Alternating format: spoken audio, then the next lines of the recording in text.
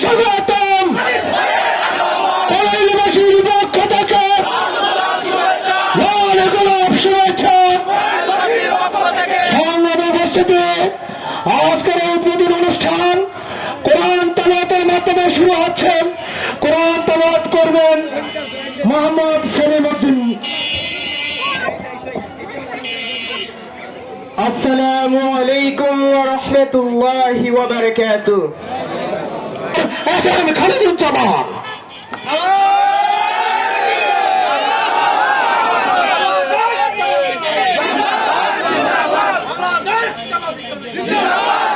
আলহামদুলিল্লাহি রাব্বিল আলামিন, আসসালাতু ওয়াসসালামু আলা সাইয়্যিদুল মুরসালিন ওয়া আলা আলিহি ওয়া সাহবিহি আজমাইন।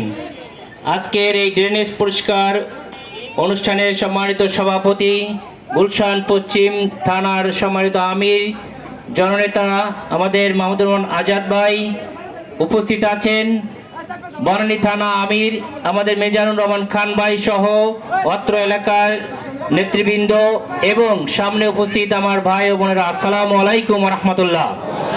সবাই ভালো আছেন?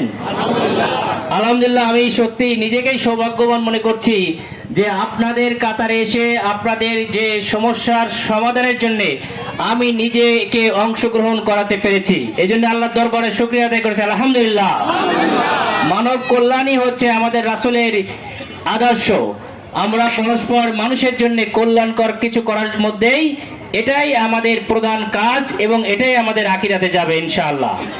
তো মানুষের এই কল্যাণের পাশাপাশি আমরা জানি যে গুলশান বনানী আসন বলতেই সবাই জানে যে এখানে এলিট সোসাইটি ব্যবসায়ীরা সবাই বসবাস করে, এটা সত্য, এখানে বসবাস করে। কিন্তু এর পাশাপাশি আমাদের নিম্ন আয়ের, বিশেষ করে এই যে কড়াইলে যে নিম্ন আয়ের লোক বাস করে, সাততলা বস্তিতে, ভাসান টেক বস্তিতে, এখানে এই মানুষের দুঃখ দুর্দশা, রাস্তাঘাট, পানির সমস্যা, মশার সমস্যা এবং তাদের জীবন মানের যে দৈনন্দিন দুর্দশা, এইসা দেখার জন্য কোনো লোক নাই। এইখানে যারা অর্থশালী বসবাস করছে এবং যারা নেতৃবৃন্দে আসছে, তারা সবসময় অত্র এলাকার মানুষের ভোটের দিন এসে হাত পা ধরে অনেক আশা দিয়ে তাদের ভোটগুলো নেওয়ার পরে আমি জানি বা শুনেছি তাদেরকে 5 বছরের মধ্যে কোনো প্রতিনিধিকে একদিনের জন্য দেখা যায় নাই। বাংলাদেশের মানুষ এখন অ্যান্ড্রয়েড যুগে এসে, মাল্টিমিডিয়ার যুগে এসে আল্লাহর রহমতে অনেক সচেতনতা বৃদ্ধি পেয়েছে।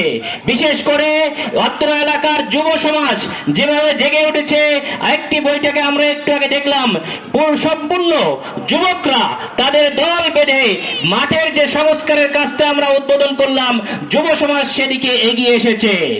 এই এলাকার যুব সমাজ বা বাংলাদেশের যুব সমাজকে শুধু যদি মাদক মুক্ত করে তাদেরকে যদি আদর্শের পথে নিয়ে আসা যায়, মাঠে তাদের খেলাধুলার ব্যবস্থা করা যায়, তাহলে তাদের সুডমদেহী হয়ে তারা বাংলাদেশকে, বাংলাদেশের সার্বভৌমত্ব নিয়ে বিভিন্ন সময় ফেলানির লাশ সহ অসংখ্য মানুষের লাশ আমরা সারা বছর দেখি, কিন্তু গত 1.5 বছরে সেটা আমাদের আর দেখতে হয় নাই।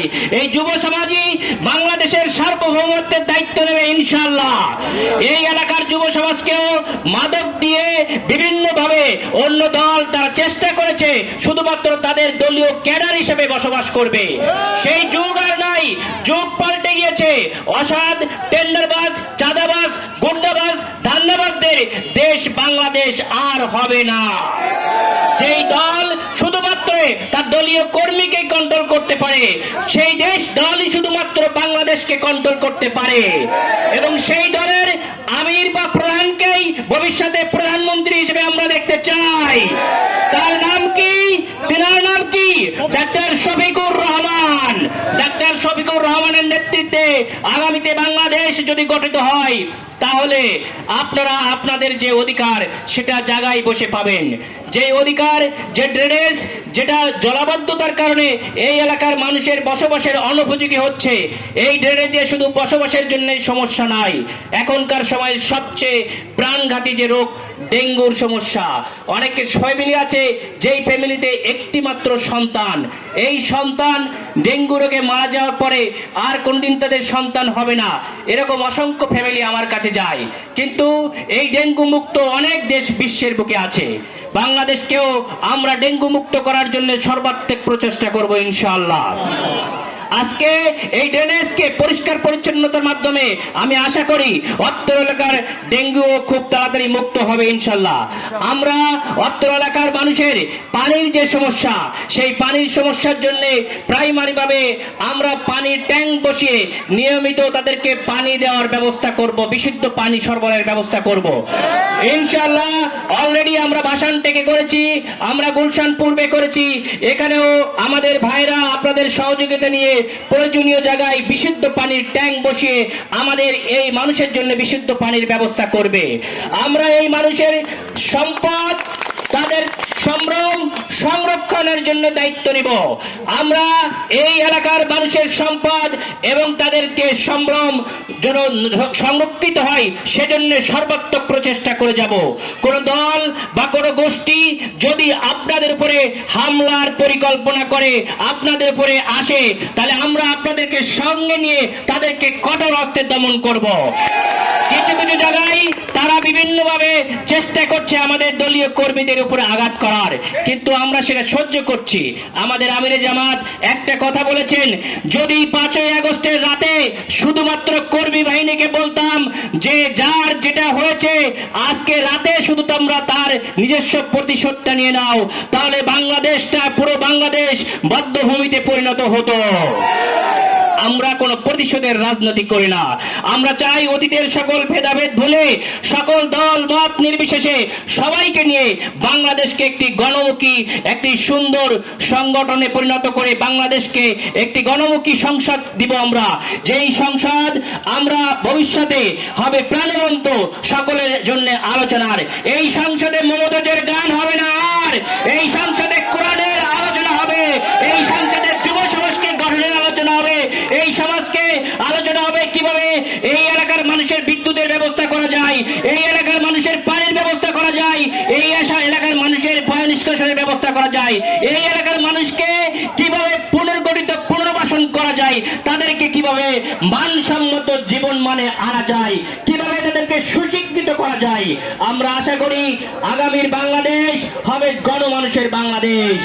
আগামীর বাংলাদেশ আর কোন ব্যক্তির নয়, আগামীর বাংলাদেশ আর কোন পরিবারের নয়, আগামীর বাংলাদেশ কোন দলের নয়, আগামীর বাংলাদেশ জনতার বাংলাদেশ।